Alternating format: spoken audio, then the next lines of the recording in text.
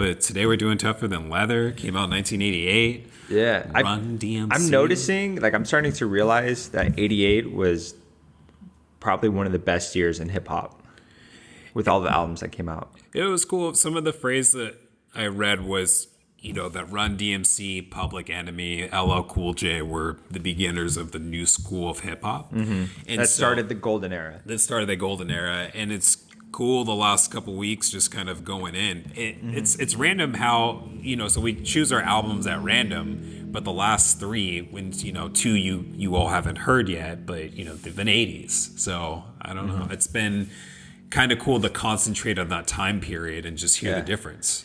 Yeah, absolutely. And this is Run-D.M.C's fourth album.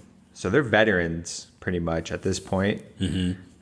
They first came out in 1984. I think that's when their debut album came out. So they've been going strong for 4 years, and they put out basically 4 albums in 4 years. Yeah.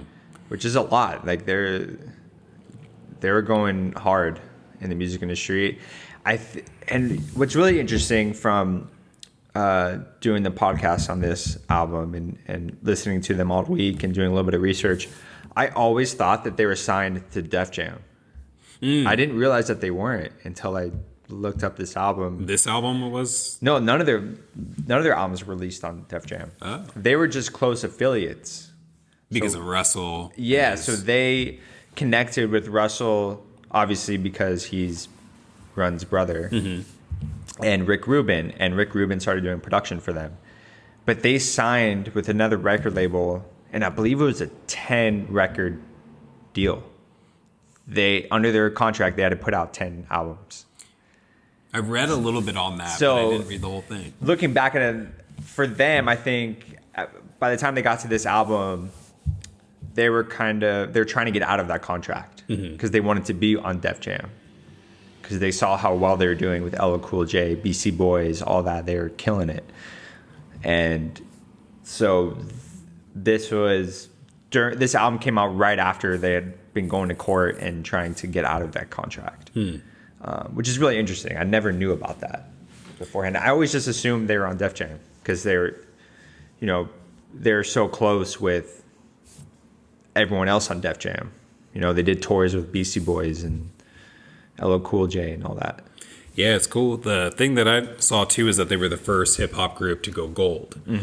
That's pretty impressive. Yeah, Run-D.M.C they have to be one of the most influential hip hop acts. That's what they're saying.